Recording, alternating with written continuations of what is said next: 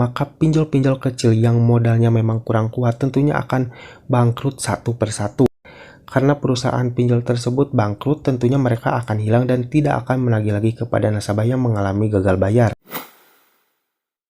Assalamualaikum warahmatullahi wabarakatuh. Di video kali ini saya akan membahas tentang pinjaman online yang seperti ini akan gelap di 2023.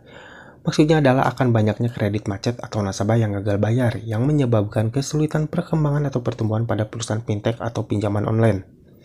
Dilansir dari CNBC Indonesia pada 11 November 2022, dunia gelap OJK beberkan nasib pinjol di 2023. Informasi kali ini disampaikan langsung dari Direktur Pengaturan, Perizinan dan Pengawasan Fintech OJK Tris Yulianta. Beliau menjelaskan kebutuhan pendanaan untuk pelaku UMKM masih tinggi, namun di sisi lain banyak pihak yang mengatakan tekanan ekonomi sangat tinggi di tahun 2023. Alhasil beliau melihat perlambatan pada penyaluran dana P2P lending. Dan beliau juga yakin dengan prospek ekonomi ke depan, lender fintech lending akan lebih selektif menyalurkan modal. Nah, hal ini yang akan membuat pertumbuhan penyaluran dananya melambat.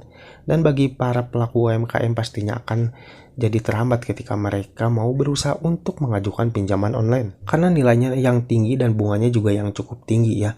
OJK juga menghimbau kepada pelaku fintech atau perusahaan pinjaman online untuk lebih efisien sehingga lebih memberikan keringanan dan efisiensi bagi masyarakat dengan cara meringankan nilai bunganya agar proses penyaluran berjalan lancar dan tidak macet. Karena seperti yang kalian ketahui ya, untuk penyebabnya nasabah macet atau gagal bayar itu biasanya karena bunganya yang cukup tinggi dan juga tenornya itu yang sedikit ya.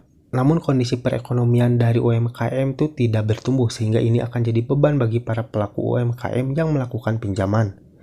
Apalagi masalah nanti akan ada banyak kesulitan ekonomi di tahun 2023, yang mana mudah-mudahan ini tidak terjadi ya. Yang menyebabkan resiko-resiko seperti di masa pandemi kemarin, banyaknya orang-orang yang melakukan pinjaman online dengan nilai yang cukup tinggi, namun karena ekonominya sedang sulit, tak sedikit banyak nasabah-nasabah yang macet atau mengalami gagal bayar. Ini tentu dinilai OJK karena dipicu dari bunga yang tinggi dan tenor yang sedikit atau cepat. Sehingga banyak nasabah-nasabah yang mengalami gagal bayar dan menyerah untuk membayar tagihannya.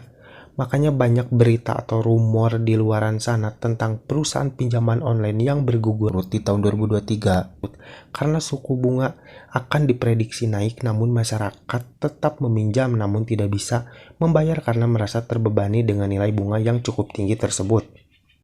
Nah, kalau sudah seperti itu, maka pinjol-pinjol kecil yang modalnya memang kurang kuat tentunya akan bangkrut satu persatu. Ini mungkin akan jadi kabar baik buat mereka yang mengalami gagal bayar di aplikasi-aplikasi tersebut. Karena perusahaan pinjol tersebut bangkrut, tentunya mereka akan hilang dan tidak akan menagih lagi kepada nasabah yang mengalami gagal bayar. Namun balik lagi ke diri kita masing-masing ya. Kalau memang kalian mau bebas dari hutang, kalian bisa menabung sedikit demi sedikit atau mengumpulkan sedikit demi sedikit untuk melunasi hutang kalian, namun dengan catatan kalian harus bayar pokok saja, tidak dengan denda ataupun bunga ya. Jadi kalian tidak boleh memikirkan tentang bunga ataupun denda keterlambatan, jadi kalian fokus untuk bayar pokoknya saja. Karena yang memberatkannya emang itu ya, denda keterlambatan yang cukup tinggi dan juga bunga. Jadi kalian bisa negosiasi bayar pokok tanpa bunga dan momen seperti ini adalah kesempatan emas buat kalian yang mungkin benar-benar ingin melunasi hutang kalian dan membersihkan nama kalian ya dari aplikasi pinjaman online.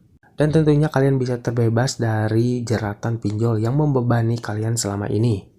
Oke guys, mungkin sampai di sini dulu video dari saya kali ini. Semoga informasi ini bermanfaat buat kalian. Terima kasih yang udah nonton, jangan lupa like dan juga share ke teman-teman kalian. Dan tetap dukung channel ini agar semakin berkembang dengan cara klik subscribe di bawah. Sampai jumpa di video selanjutnya. Assalamualaikum warahmatullahi wabarakatuh.